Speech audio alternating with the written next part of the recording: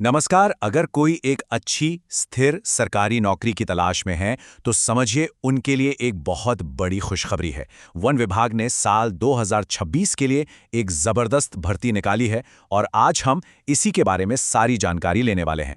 तो सबसे पहले बात करते हैं वैकेंसी की। कुल 1679 पद हैं। जी हाँ, आपने सही सुना, 1679। ये वाकई में एक बहुत बड़ा नंबर है जो इस भर्ती को एक सुनहरा मौका बनाता है।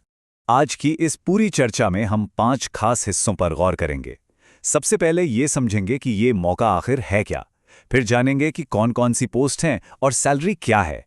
इसके बाद देखेंगे कि कौन कौन अप्लाई कर सकता है। फिर सिलेक्शन का पूरा प्रोसेस समझेंगे और आखिर में सबसे ज़रूरी बात कि अप्लाई करना कैसे है।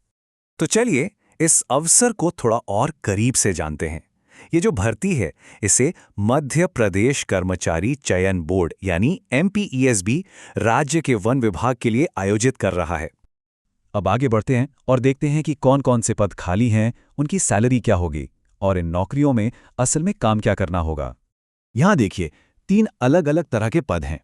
फॉरेस्ट गार्ड के लिए 1200 से भी ज्यादा पद हैं, फील्ड गार्ड के लिए 300 से ज्यादा हैं और जेल वार्डर के लिए 100 से ज्यादा पद हैं। और सैलरी भी काफी अच्छी है, जो महीने के 18,000 रुपए से शुरू होकर 62,000 रुपए तक जाती है। एक बात समझना बहुत जरूरी है, ये सिर्फ एक नौकरी नहीं बल्कि एक बहुत बड़ी जिम्मेदारी है। इसमें जंगलों और जंगली जानवरों की हिफाजत करनी है, पेड़ों की अवैध कटाई को रोकना है और हमारे पर्यावरण का संतुलन बनाए रखना है। इसीलिए इसे एक बहुत ही सम्मानजनक सरकारी सेवा माना जाता है। तो अब सवाल ये उठता है कि इन नौकरियों के लिए अप्लाई कौन कौन कर सकता है। चलिए अब एजुकेशन, उम्र और फिजिकल स्टैंडर्ड्स पर एक नज़र डालते हैं।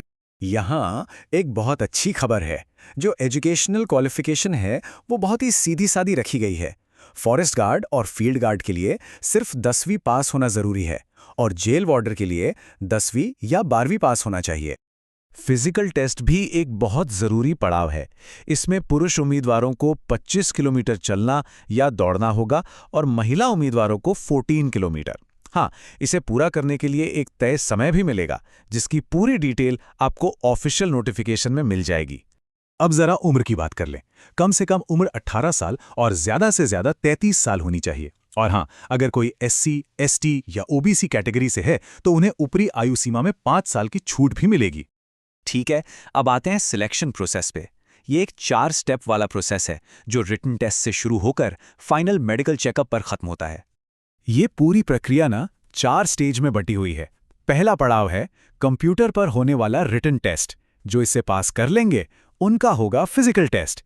इसके बाद सभी डॉक्यूमेंट्स चेक होंगे और आखिर में एक मेडिकल टेस्ट के बाद सिलेक्शन पक्का हो जाएगा।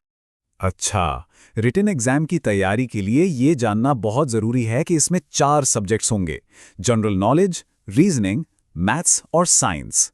हर सब्जेक्ट से 25 सवाल पूछे जाएंगे, मतलब आपको सभी सब्जेक्ट्स को बराबर की अहमियत देनी होगी।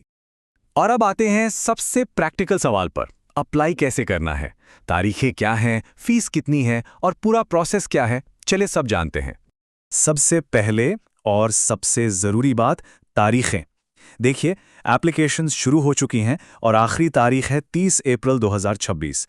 इस डेट को तो आप कहीं नोट कर लीजिए, क्योंकि इसके बाद मौका हाथ से निकल जाएगा। एप्लीकेशन फीस की बात करें तो वो भी काफ़ी सीधी है। जनरल कैटेगरी के कैंडिडेट्स के लिए फ़ीस है 500 रुपये, जबकि SC, ST और OBC कैटेगरी के कैंडिडेट्स के लिए ये सिर्फ 250 रुपये है। अप्लाई करने से पहले एक काम ज़रूर कर लीजिएगा, अपने सारे डॉक्यूमेंट्स तैयार रखिएगा, जैसे कि 10वीं या 12वीं की मार्कशीट, आधार कार्ड, कास्ट और डोमिसाइल सर्टिफिकेट, एक पासपोर्ट साइज फ़ोटो और एक चालू मोबाइल नंबर।